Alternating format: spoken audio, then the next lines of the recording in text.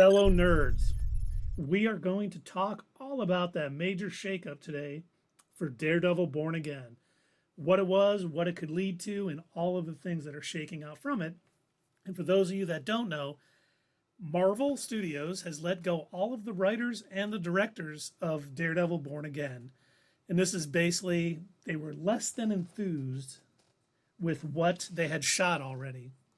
And according to this, the hero, Daredevil, doesn't even show up in costume until episode 4. So all that was shot prior to the Writers and Screen Actors Guild strike is gone. They're going to get a new creative team. They're getting new writers. And they are basically going to be a whole different Daredevil that we're getting. Full blade. What is that? Not burnt earth. What is that? What they call it? Scorched earth. Scorched earth with it, huh? Yeah. Just like Blade, they fired everybody from Blade, and they're starting that one over. I was thinking the same thing. Yeah, it sounds just like Blade, where they saw what had already been filmed. Although in that case, wasn't it what's his name? Marshawn Ali? Is that the actor's name? Mashallah Ali. Marshallah Ali, yeah. So he took a lot of issue with the script. Like, as the actor, he was like, constantly commenting like, this is terrible, this is not good. And I know that he rose quite a bit of a stink over wanting to make sure that the movie was good. I wonder if any of the actors in Daredevil were saying this as well, or were they on board with it and it was, Disney and MCU that was like, no, this is bad? The only person that was part of the process who's commented on it is Vincent D'Onofrio. And he was I would trust him. He was very enthusiastic about what they what they were doing. And today, when all this was coming down, he said, "You guys this stuff goes on with every show I've ever been a part of. Really? Stuff is shot, things change. They want to go a different direction. This is part of the process." He goes, "Don't worry about it. This show is going to be fantastic." So he's basically saying this is normal. Yes. Oh, okay. He's saying it always. And we kind of know, we've heard about things before. Sometimes, a pilot to a show will be totally different than what we finally get when the series starts. So it seems to make sense. Marvel has always done their things a certain way, and they're going to make changes to how they do things. According to this, the Marvel Studios is overhauling its TV division after poor reception of its recent shows. Shows will now have proper showrunners that write pilots and have show bibles. So it's no longer going to be the head writer is also the showrunner. Those are going to be separate jobs, keeping each other in check, kind of like other shows. And pilots will be recorded prior to a show being put in production. So they'll have something to go off of. The Bible will kind of say all that it's going to go through and how it's going to do. They veer off a little bit, but it's going to have everything in place prior to shooting. And then the focus will be on multi-season serialized TV rather than tons of limited series. Good. I like that. For certain characters. It's going to basically force them to think about a full-on story that can span across seasons rather than we're going to do it one season at a time and, everything is going to have a start and an end. Yeah. I really like that because, like, certain characters are going to need like the small screen, Oh yeah. But certain other ones, say like the new Captain America, I don't think they need another series for him. I think he's going to the movie. He's got Captain America movie coming out. He's a movie guy. That character is a movie character. But Miss Marvel, to me, she's like more of a TV character. You get what I'm saying? Yeah. So yeah, she was definitely in more of a goofy sort of oddball sort of style of show. Yeah, and if they did Moon Knight right, he would definitely be a movie character. But right now, he's a TV. Moon Knight probably should have been a movie. I think it would have done better as a movie. Yes, dealing with his street levelness, not so much of the wacky hijinks and magical properties. But Dave, it's funny you say that because after one of the things that they said too is the two things that they are giving highest priority post writer strike is Deadpool 3 and Captain America Brave New World. Interesting. So, yep, they're still saying, which I was pretty shocked by this. We may have to go into tangent time here in a minute, but that's okay. But they said that it is still going to have its May release time for Deadpool 3. May of 2024 is going to be, and I'm like, God, they stopped filming it. The actors aren't back yet. So I'm sure that's still, they need the actors to be back. But I hope they don't rush things. Well, someone on Twitter made a good point. They could still be doing post-production stuff with what they've already filmed while the writers and actors are on strike, because they weren't on strike. So they may be getting everything together for Deadpool 3, and then they'll come finish up the filming they need to do to finish the movie, and then begin the post-production on that. But they better get back soon if they want to release this movie in May 2024, or those poor, visual effects guys are going to be working 24-hour shifts. The one thing that I think is going to be interesting in watching the upcoming TV shows and movies, and I'm sure the two of you are going to look out for this kind of stuff with me now that I'm mentioning this, is taking note of when actors look different, because there's been such a long span of time between when things were filming, the strike, and then when things may pick up again to start filming again. And I think we're going to see a lot of instances very similar to the Joss Whedon reshoots of Justice League, where there were some obvious changes in the way that actors looked. Oh, you're right. And you've got Caleb as a good... You've got Caleb says, I will say I hope they don't completely jettison the mini-series model. Like WandaVision was a perfect mini-series. The slow build at the finale was great. It's the one show besides Loki that I feel was fully fleshed out before they started filming. I agree. I do hope they still do special presentations like the Guardians of the Galaxy holiday special and the Werewolf by Night. Yeah. But it is nice to hear that they're going to have more of a, hey, this, Miss Marvel's getting a show, and it's going to be multiple seasons, and we're going to build up and do things. She'll show up in the movies, sure, but she's mostly going to have this TV series. Yep. I think that'll add a lot of more balance to what's coming out, and it won't just be all over the place. But now that they fired everybody from Daredevil, and I don't want to, I know he's your buddy, Dave, and I don't want to step on your toes with you probably helping them figure something out.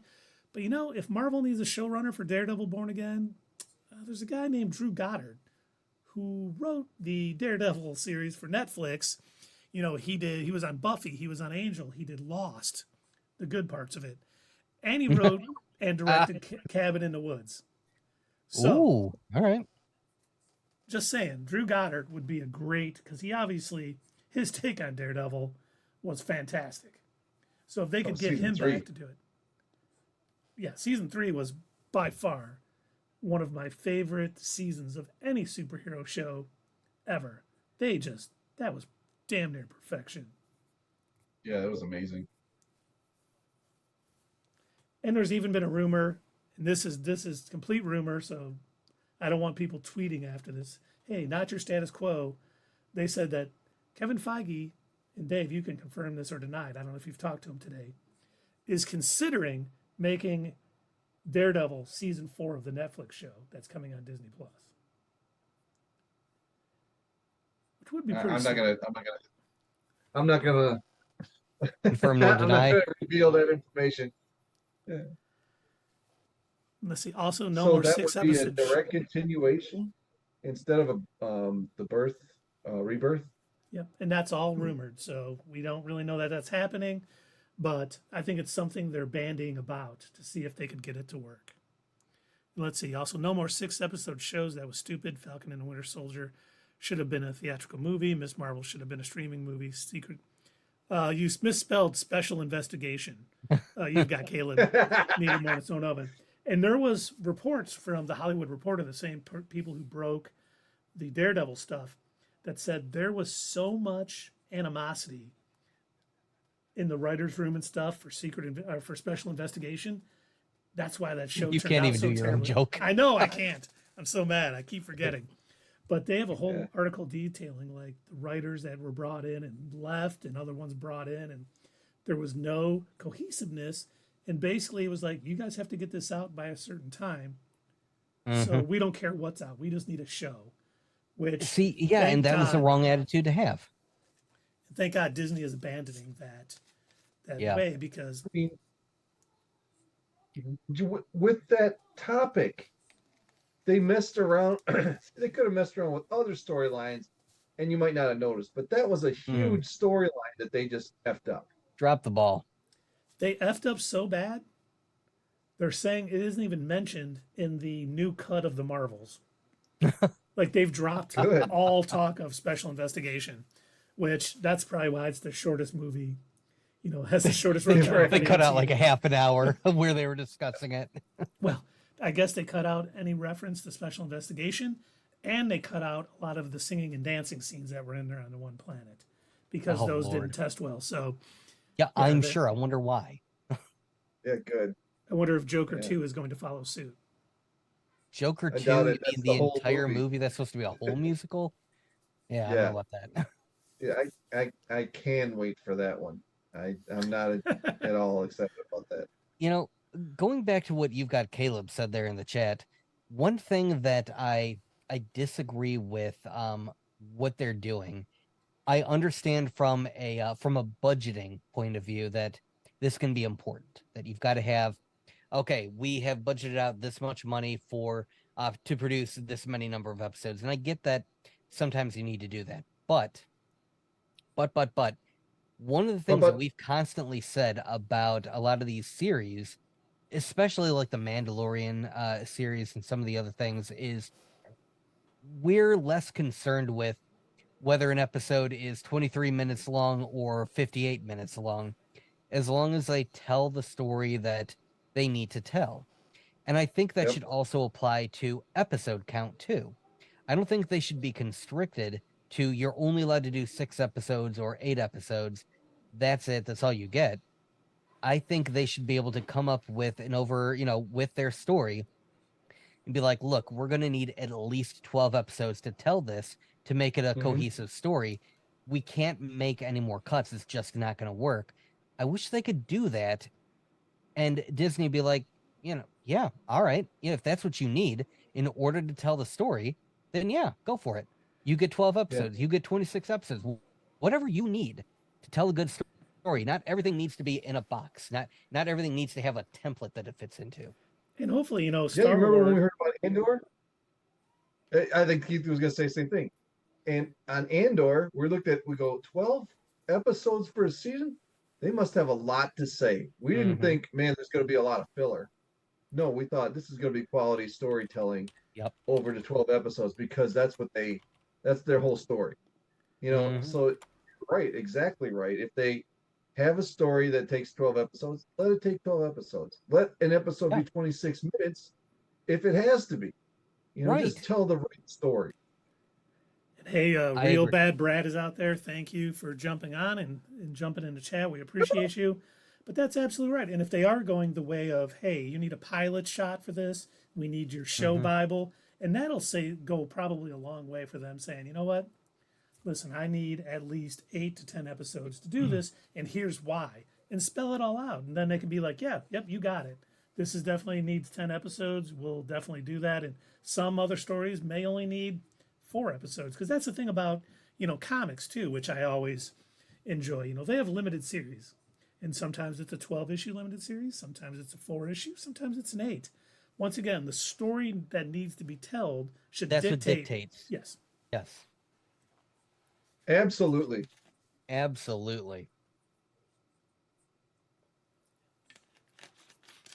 And wow, we both kind of canceled each other out there, Keith. But Carrie talking about She-Hulk and Tall Guy 0403 agreeing with her. That was part of the article too, that the showrunner or head writer, kind of her vision of it got changed when they brought in a new director to kind of handle that. So there's been a lot of, hopefully the changes that they're making to the television department helps with all of this, because man, for a movie studio that just killed on so many movies for so long and dominated the box office, they have left a lot to be desired with their television shows. Yeah. And you've got Caleb. Why the heck would you announce how many episodes Daredevil is before you even wrote the show? Yes, that's the issue. You're trying to lock them. You're trying to box them into a template and say, this is what you need to fit. This is about how long your episodes should be, and this is how many episodes you get. That you're absolutely right. You've got Caleb. That constrains the writers, and it hurts it in the long run. Absolutely. And they did it because it got a huge cheer from the audience when they said, and we're coming with 18 episodes of Daredevil Born Again. People went nuts. Mm-hmm. But you're right. Nothing had been written that time. That was a lot like, I know we're huge fans of Zack Snyder on this channel. But one of the things, sometimes you hear little stories and you almost feel bad for people in the movie industry, because I did not know this until a couple weeks ago, so I don't know if you guys know this. Zack Snyder wanted to make Man of Steel 2. And Warner Brothers said, we need you to do Batman and Superman. Like right before the announcement at Comic-Con. Like it was the day before that they were like, you need to do Batman and Superman. And I guess him and a couple other people were like, okay, how about we do Batman versus Superman, Dawn of Justice? And they were like, oh, that's great. That sounds great. Do it. So they had nothing planned prior to a day before they announced it. Because they just wanted to make the announcement. Execs wanted to have Batman in that universe. That's some Sony level nonsense right there. Yep. That's why James Gunn is there now. Somebody needs to fix it. Hey, Bad Coyote Funky is in the chat. I don't like how people are already they're rating James Gunn's performance. This is really tangent time, but they're rating James Gunn's performance on what last two movies that came out. They're not even part of his new cinematic universe, and they're already saying like DC is going down, James Gunn is bringing it down. No, you haven't seen any of his projects yet, so just relax. Yep, and real Brad is talking about the price hike at Disney Plus. It's going to be $13.99 a month, or $139.99 a year. Yes, it is quite the hike, which isn't good. And then, Bad Coyote Funky. If we got 18 episodes of Ahsoka, we would have gotten a season 1 and 2 in one. That would have been awesome. I would have been okay with it. But once again, story dictates all of this. I am happy with it being 12, 8, 4, 20, as long as they have the story to keep it compelling throughout it. When they start saying you need 18 episodes and 4 of them or 6 of them turn out to be filler episodes, so should have made it 12. I agree. One of the things that you had mentioned earlier, and it warmed my nerdy little heart, because it's probably one of my favorite things about a lot of this, a lot of media in general, not just TV shows, but movies, TV shows, games. I love when they put together a series Bible or a movie Bible or a game Bible, because that's just like whenever they, release it online, it's one of my favorite things to like go and look at. And it adds so much more, because a lot of it might be like details that you wouldn't otherwise catch in the show. It's just going to be like they really let the writers let loose. They're like, here's the full character backgrounds. Here's why they do the things that they do. Here's the information about the shop on the corner that they visited in that one episode, and the owners and their trials and tribulations. And like, it's all this great stuff that like you can tell these clearly are some like D&D players just world building and having a great time doing it. And one of my favorite things to do is like go through and read some of these series of Bibles and stuff. Like your son will love this, Keith, but the Sonic Bibles, plural, because between Sega of Japan and Sega of USA, they couldn't keep their stories straight, so they had like multiple. They're very interesting. They go from insanely dark, where they're like, the Japanese are like, yes, Robotnik was this guy who was grabbing animals and shoving them into machines to power them as batteries. And then the US was like, whoa, family game, guys. He was just he was polluting a lot.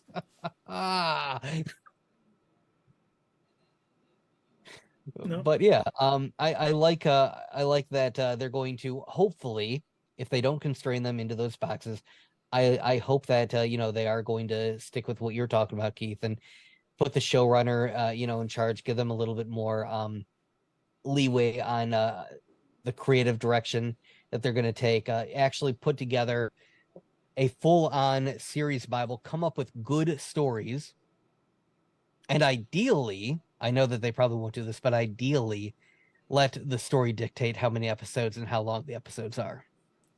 And they should do that from season to season too. They shouldn't just be like first season was eight episodes, second season's got to be 8. No, if the second season has to be 6, then it can be 6. Just make it work. Yeah, whatever is best for the story. And it's funny because, finding out that the pitches for the shows weren't really much of pitches. They just hired people and said, do the She-Hulk show. It's going to be, a comedy. This is what we kind of want. In doing it because I still remember James Gunn was talking about his pitch for the first Guardians movie as opposed to the second Guardians movie. Like he drew up storyboards and had his whole plot of the movie outlined and storyboards backing it all up and talking about people he wanted to hire as the actors. And he said he went into Marvel Studios and put it before Kevin Feige and Louis Lettner. And this is all, and they were blown away. And they're like, wow, yes, you know what? We want to do this movie with you. And then for Guardians 2, for his pitch movie, he said he walked into Kevin Feige's office and said, Ego's Star-Lord's dad. He was like, sounds great, let's do it. And that almost sounds like the difference between the pitches they were doing for the movies as opposed for the television shows. Like people just walking in and going, yeah, I want to do Moon Knight, but I really want it to be based in all of the magical, elements of the character. None of the street level stuff. We want giant monsters fighting each other at the end. Let's do it. So hopefully, best case scenario, this is going to improve the quality of all the movies, all of the television shows for the MCU, for Star Wars. If we get less shows per year, that's fine. I would rather have less shows that we're happy about than be like, oh God, here it comes again. Yeah, another piece of garbage, or at least sub-average. A 4.5 on the Doug scale.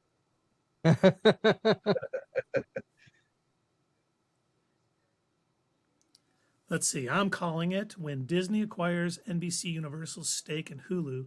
The combined Disney Plus, ESPN Plus, and Hulu will launch in 2024 holiday season at $19.99 a month with ads and $24.99 a month without it. That's very likely. I might need to do some fiddling with my stuff because I completely forgot before Disney Plus was even a thing. Back when there was 2 or 3 streaming services, I did sign up for Hulu early on, early Hulu before they even had ads. And then once they updated it, and it's yeah, guess what, everybody? Hulu has ads now. It's oh, no. Because I was using Hulu for too many things. I was watching episodes of shows that I'd missed, or I was rewatching old anime or whatever, stuff like that. And so I'm no, I'm not dealing with ads. I'm not going to watch that. So at the time, and again, before Disney Plus, I had signed up for Hulu with no ads. Then when Disney Plus rolled around, I signed up for Disney Plus. And I signed up for them as 2 separate things. Then I remember Keith talking about, oh, yeah, you can do a bundle.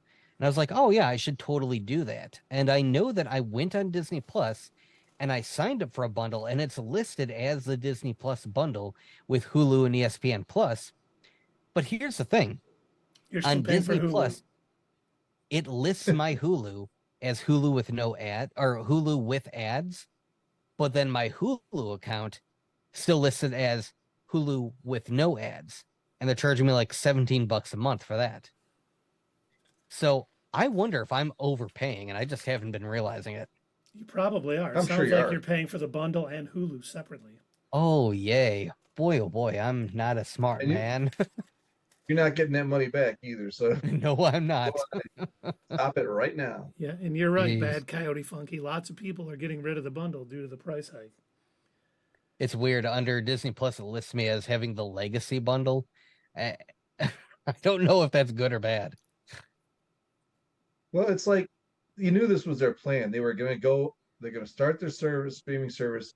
they were going to lowball it until they got, well, their goal was to get Netflix out of business, but that wasn't going to happen. Yeah. But now now that they've acquired Hulu as well in that time span, yeah, the prices are going to go up. They're gonna get everything they can out of you. Oh, Doug, Bad Coyote Funky wants to know if you're watching the new season of Bleach. Oh yeah, I had to. I really had to because I was a huge Bleach fan like back in the day. Oh, Nirvana?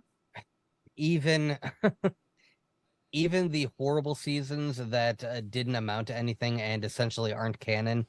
And I have rewatched the seasons of Bleach multiple times to the point where I can tell when they do like 6 episodes in a row that are just pointless filler.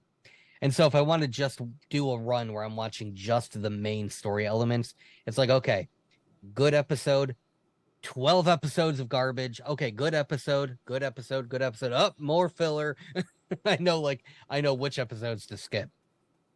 And so like out of 500 episodes, 200 of them are watchable. But yeah, I had to see how the story was going to continue. It was good. Always good. Doug is definitely our anime guy. I've seen some, but definitely not as much as Doug. I think you actually had Crunchyroll for a while. Do you still have Crunchyroll? I do, yeah. Well, so I had Funimation at first, but again, shenanigans with Sony because they are the bane of my existence. Sony owns they owned Funimation, and they with corporate magic, they bought out Crunchyroll, which was like really their only major competition. There is another one out there called High Dive, but they're barely competition. That's like what Linux is to Windows. Oh, dang. Yeah. So they For all of you bought out the nerds out there, competition. Linux is an operating system that is open source. It's very free. Anyone can use it. Where we all kind of know what Windows is. It's Microsoft, and they're very strict with it. Yeah. So I liked Funimation, but then Sony, they bought out Crunchyroll, ported pretty much everything from Funimation over to Crunchyroll, and now Funimation is just kind of sitting there.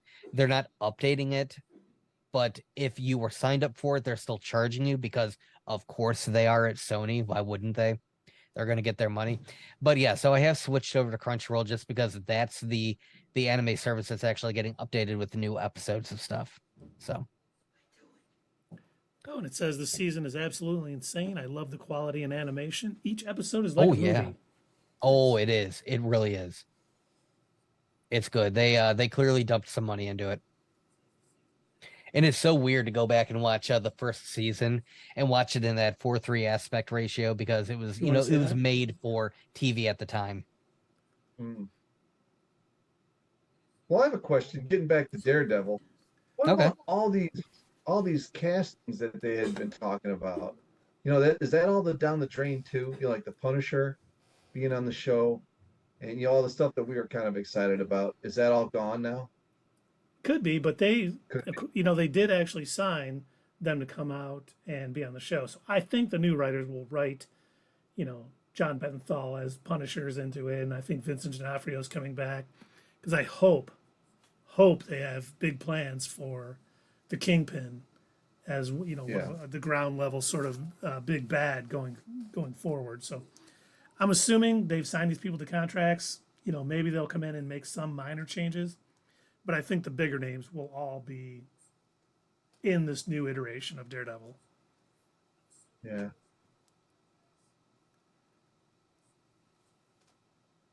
Actually, from what I hear, Crunchyroll is trying to acquire HI Dive. High Dive. High Dive. High Dive. Wow. I thought it was an HID reader. Seriously, like literally their only competition. I did forget there is another service out there called Verve, but I think at one point, anyway, I know Crunchyroll owned, or at least they had an owning stake in Verve. I don't know if they still do, but if they do, that means that Sony owns Verve as well. So if they were to buy High Dive, that would literally eliminate all competition. I'm pretty sure that's a monopoly.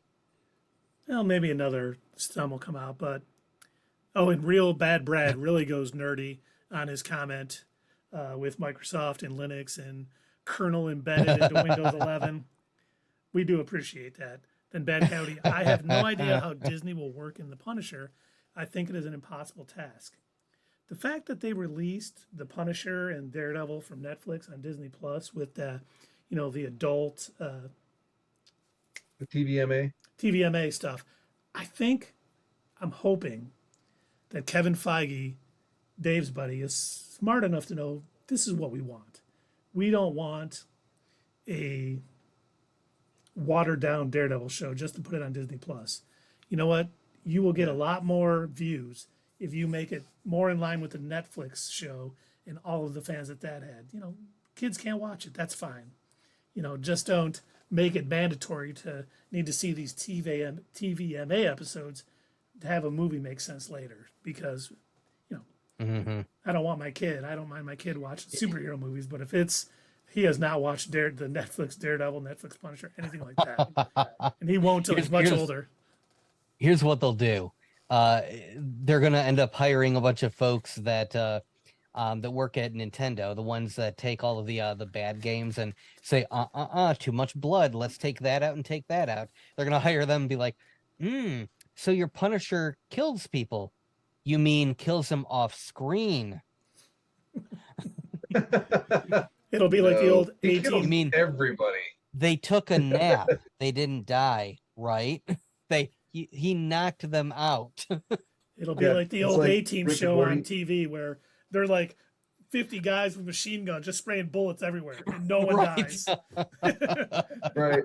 How'd they miss us? I don't know. It's called a deterrent. What was that? Death? What kind? Sudden? Why didn't you just knock them out? Sudden. Everybody wants to be knocked out. Nobody wants to die. And you've got Caleb says Crunchyroll brought out VRV earlier this year. They proceeded to shut it down. No kid. You know what? I wasn't paying attention to that. I didn't know. I did back when Verve first came out. I did pay for that service, but for like the dumbest reason. I was addicted to these shows that were made by the same crew that made Adventure Time. There was a show called Bravest Warriors, and it was only available on Verve. And there was another show called was it Bee and Puppy Cat? They ended up completely remaking that show from the ground up, and it's now on Netflix. But yeah, I signed up for Verve originally not for anime, but for those shows that you couldn't watch anywhere else. They were like only on that service. And then like as a side product, whenever there was nothing good on Funimation, I'd be like, oh, that sounds like a good anime. I'll watch that on Verve. So I didn't realize, because I canceled my Verve subscription a couple of years ago. I didn't realize that Crunchyroll bought them out and then immediately shut it down. That is that is like some serious corporate nightmare fuel. And let's see, you've got Caleb says, I'm just pissed that I can't watch RWBY on YouTube anymore. It's all exclusively on Crunchyroll. And he says Verve was fun. Would you say it was a bittersweet symphony? Yeah, it did have some of the Rooster Teeth shows, yeah. I was waiting. I was gonna throw a Verve joke in there, damn it. Thank God I beat Dave to it. All right. But this getting back to our talk about the shakeup at Marvel Studios Television. I mean, where does this put a lot of the shows, like the Wonder Man show, the greatest superhero in the Marvel universe? Where's that going to go? Is that going to change up a lot now? Are they going to move forward with it? There's what else was on the docket? Well, we had heard plans for Moon Knight season 2 and Miss Marvel season 2. Did it affect Agatha? Agatha has completed filming, so I don't think it has. But there's also rumors. Which version of Agatha? They're just going to change the name again. That's all. Yes. What is it currently? It's Coven of Chaos, right? No. It's the Darkhold. That was the original. It's the Daredevil that's Diaries right. now. So it was House of Harkness, then Coven of Chaos, and now it is the Darkhold Diaries. By the time it gets released, it'll probably be called the Warren of Witches or something. It's going to be called the Aubrey Plaza Special. That's what it's going to be called. The Aubrey Plaza Special. It could be 8 episodes of nothing but Aubrey Plaza just sitting around doing nothing. I would watch it for that. It is the greatest show I've ever seen. Yeah, seriously. She just needs to exist on TV, and I'll be like, yeah, that was great. It had nothing to do with the comics, but I loved it. Oh, but there for 48 minutes per week. Great. But you know what? There was also some news today. I completely forgot about it. Ironheart. Oh.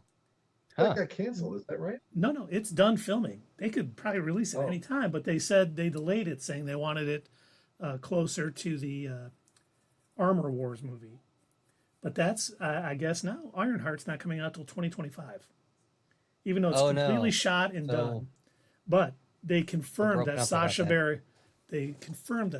Baron Cohen is playing a mystery man. So what does that mean, folks? I thought he was playing Mephisto. He is. They're labeling it as Mystery Man on the press release because they announced like 4 years ago that he was going to be Mephisto. Why suddenly? They never announced it. A lot of trades picked up and said he was playing it, but they never officially announced it. I thought that was an official announcement. No, they're playing their silly game. But we also found out that Spider-Man Freshman Year is coming out in November of 2024. That was, wow, that takes me back. We were talking about that during, this was back when we were still filming in our studio. We did an episode of the Not Your Status Quo show where we were talking about, I think, either Disney Plus Day or the, what do they call their presenter meeting or something like that? D23. We're talking about one of the two, and one of the shows that we briefly discussed was Spider-Man Freshman Year, and that was like, I feel like at least 2 years ago. Yep, it was. In a while. Mm-hmm. Yes, back in our 500 subscriber days. Yep. Oh, and Bad Coyote Funky said, a long ago. By the way, did you know you can watch Star on Disney Plus? It's the more mature brand. You can watch most of the Fox-acquired properties like Predator. Just use a VPN and set it to outside the U.S. Yep. And now all the Rooster Teeth stuff is exclusively on Max, except for RWBY, pronounced Ruby. Thank you for that. You've got Caleb. As you can tell, I'm pretty ignorant on the subject of some of this anime. Red versus Blue, Genlock, Camp, etc. Interesting. The Tom Holland Spider-Man movie needs to work with the Spider-Verse writers. I don't see how they can write a better movie. Yeah, you know what? Oh, yeah. I don't know. The last Spider-Man movie was fine. It was fantastic without the anime writers. So I think they're doing fine on both levels. They're doing fine. What really worked in that movie's favor, and the story was good, but what really boosted that movie and made it as even better to the point where we were praising it so highly was, I think, the fact that they had all three of the actors from the previous Spider-Man movies, plus they had villains from the previous Spider-Man movies, and they were allowed to just, go all out and be as silly as they wanted. I think that's what made No Way Home so good, so especially good, was the fact that they had those characters in it. Can I just say one thing about that? Strong enough to have it all, but too weak to take it. Excellent. But yeah, if they didn't do that, if they were trying to do the story of, we're doing some multiverse shenanigans and, they didn't have those characters, I don't know if it would have been as strong of a movie. I don't know if the story would have worked as well. Up and Carrie said, the kids are back. I'll watch on YouTube. Good night. Good night, Carrie. It's always a pleasure having you on. Good luck in the upcoming election in less than a month. I know I will be out there voting for you. If anyone out there lives in Livonia, please vote for Carrie for Livonia City Council. You couldn't get a better council member. Let's see. I like the Far From Home, but it doesn't work if you don't use a multiversal angle by itself. Not great. Yeah. Do you mean No Way Home? Far From Home was with Mysterio. Yeah, I think you meant. That's a good question. I took it as No Way Home, but I read Far From Home. But I like Far From Home too. Typed, so. Yeah, I know. Let's see. And they only did that because of Spider-Verse. No, I don't know about that because they were planning on doing the Kang multiversal saga. Yeah, I think that was planned before Spider-Verse was. Yep, and he did say no, sorry, No Way Home. Yeah. I kind of figured that's what he meant. And yeah, I agree. Loved Norman. So good in that movie. It was the best part of it. I mean, there was a lot of good stuff in that movie that, fan service done well, in my opinion.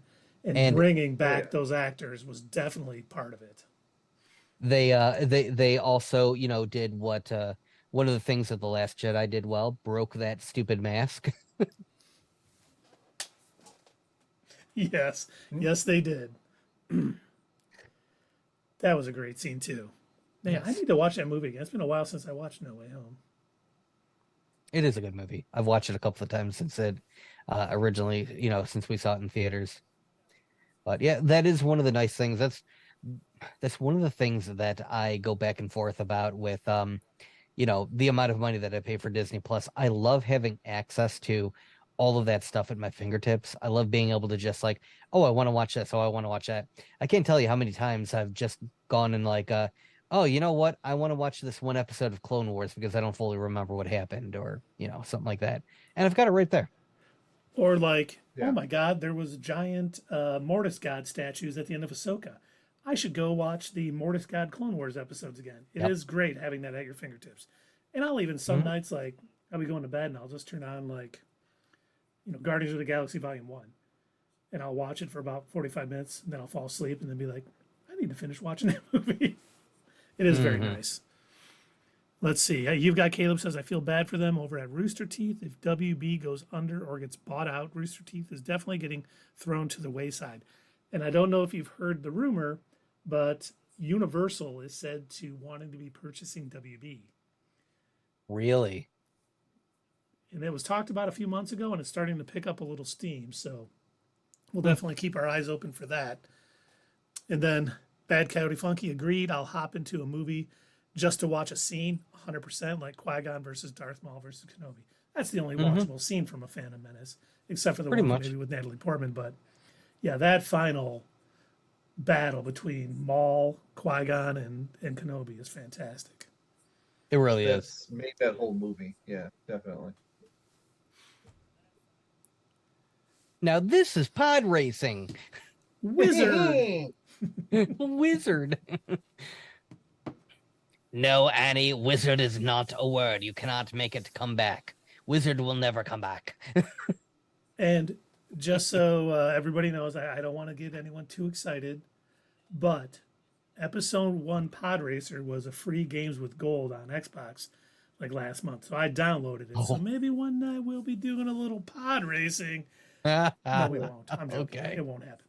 But you know what we do need to play? I totally forgot about this till the other day. Someone was talking about kicking Ewoks, and I'm like, oh man, we never played the Battle of Endor level for The Force Awakens 2. Oh, yeah. Oh, yeah. Forgot about that. Oh, here's a good question. I like this. What's your favorite fight scene in all of Star Wars? It will always be Anakin versus Obi-Wan on Mustafar. That was so incredibly well choreographed. Was just the actual heart of what Star Wars was really all about or the Skywalker saga, I should say. About Anakin's fall from grace and him fighting his former master. I just thought, that lightsaber battle. I've seen behind the scenes stuff on how much they worked on the choreography and worked together to make it all work. And that amount of effort just paid off because that is still by far the greatest battle scene in any of the Star Wars movies, TV shows, or anything to me. I have two. My first favorite is the last fight between Luke and Vader.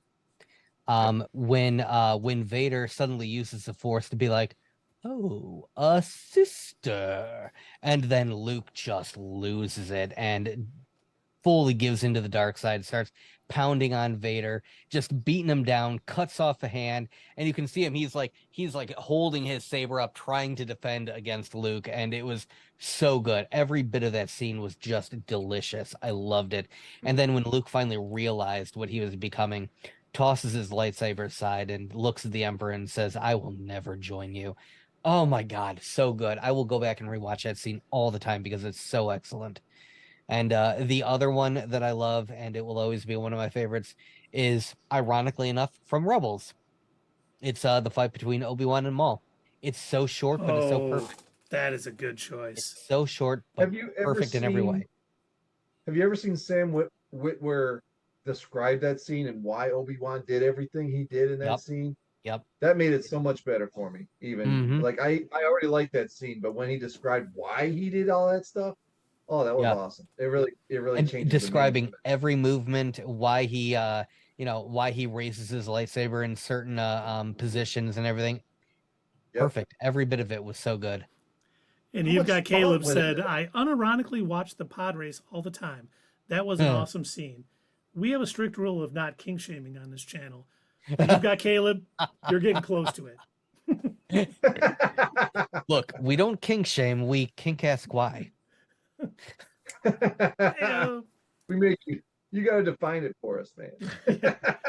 And then Bad Coyote Funky says, another good choice, but I love watching the behind the scenes of Kenobi versus Annie and seeing how Hayden and Ewan McGregor were actually going that fast. That was the thing. When I first saw that scene, I thought they had sped up the footage. They didn't. They were going.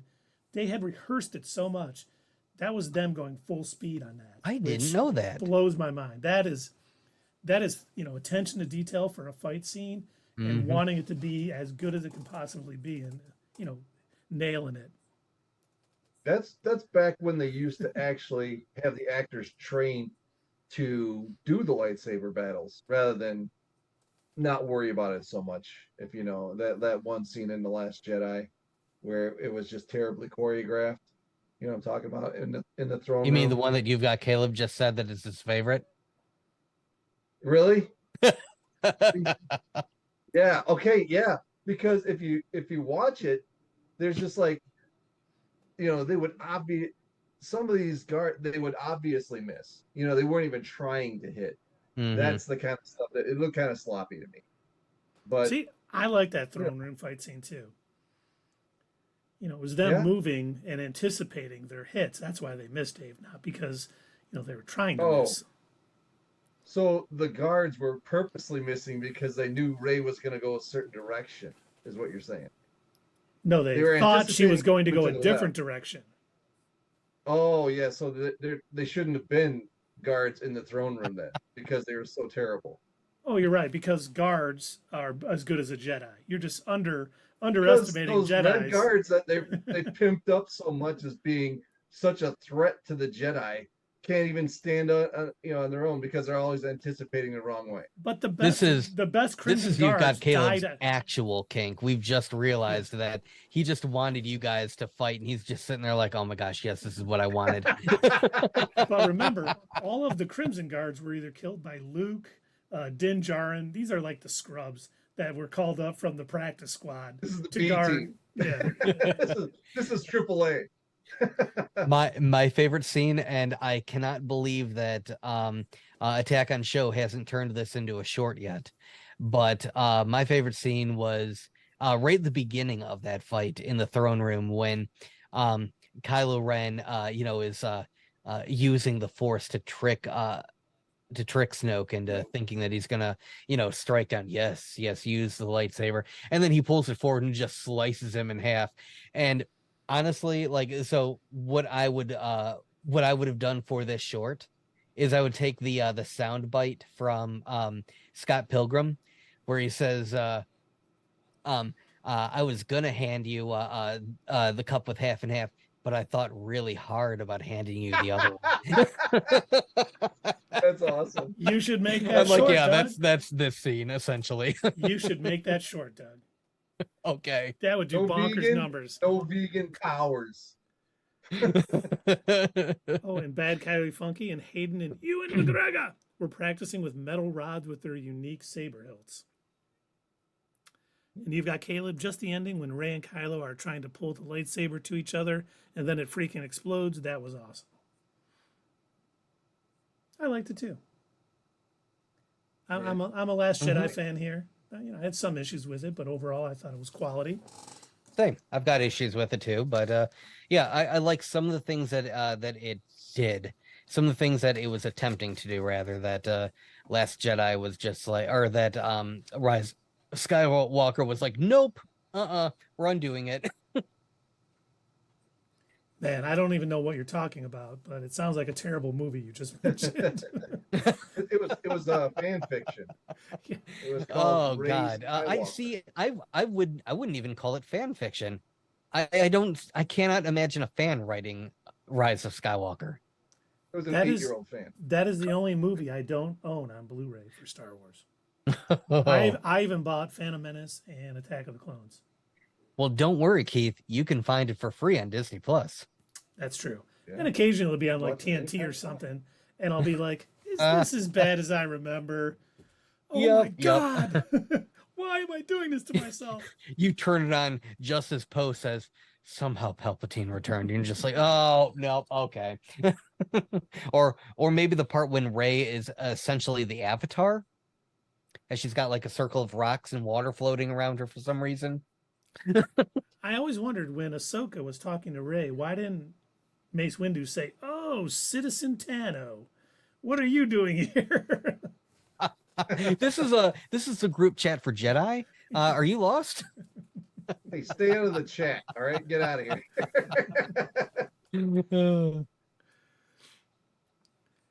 Hey, that might be all we got tonight. Doug, Doug, well, I never got to announce my favorite scene. Oh, you're right. I'm sorry, Dave. I am absolutely.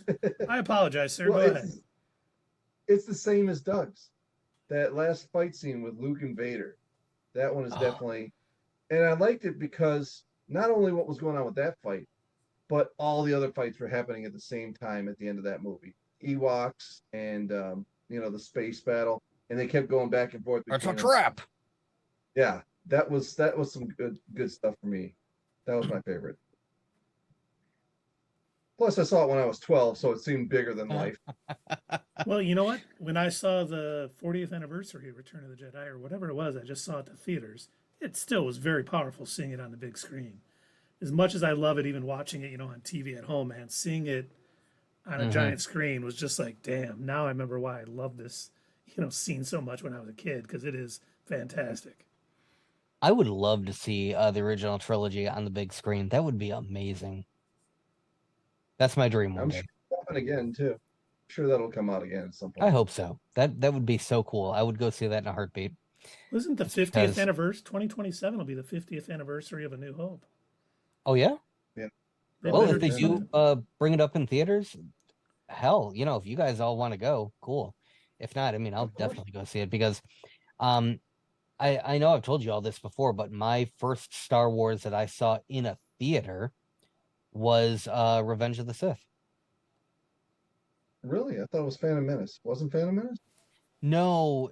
I saw Phantom Menace like after the fact. I saw it on like DVD or VHS or something. Like I was aware of it and like I wanted to see it, but I was kind of like in this place where I wasn't going out and seeing movies all the time. So like I knew that it was coming out, but it kind of like fell off my radar, and I don't know why.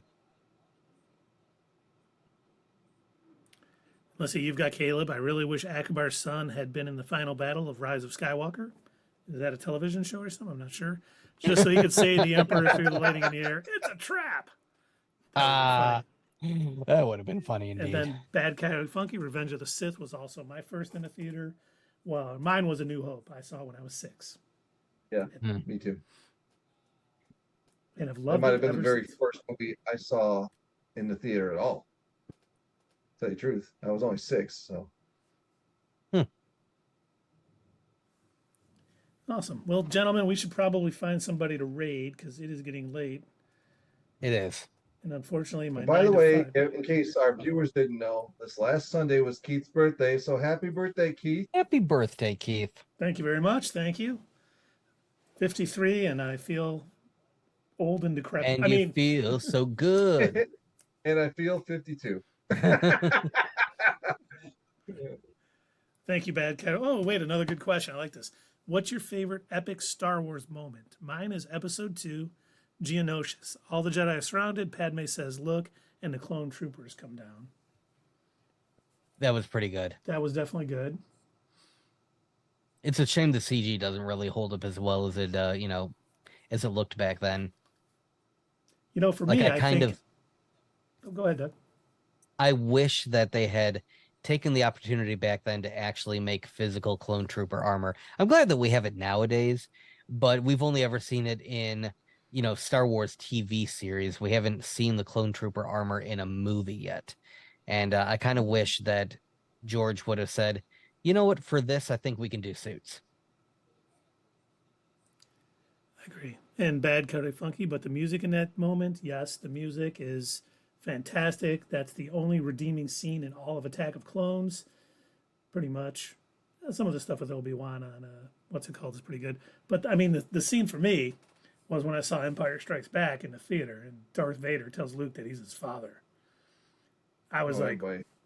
Yeah. What? No, it can't be true. No. When I saw that, everybody was talking about that for weeks. That was the biggest thing. It was like the biggest shocker for anybody. Yeah, no one wanted it to be true, but it made a lot of sense that it was. Mm-hmm. Well, now that we see the overall story. Yes. I think my favorite epic scene would have been Order 66. Just oh my gosh, I still think about it. Like, again, saw it in the theater on the big screen. Just the look on Anakin's face as he cuts down those kids. Just, wow. I had a bad feeling about that. That was horrifying. That was like, whoa, he went. Like he was just like, yeah, I'm gonna go all in on the dark side. I'm still waiting for like the scene that they cut where he goes back to the Emperor and the Emperor is like, all right, great. So next step, let's go ahead and get all the kids from the Jedi Temple. I think they're gonna be great. As like Inquisitors. We can add them to the Sith ranks. Really train them in the dark side. Oh, Master, I thought you wanted me to kill all the Jedi. They attacked me. It was self-defense. They all came at me once. Except for this one, she got away, and she'll be on like an Obi-Wan series later. We captured her. She's an Inquisitor.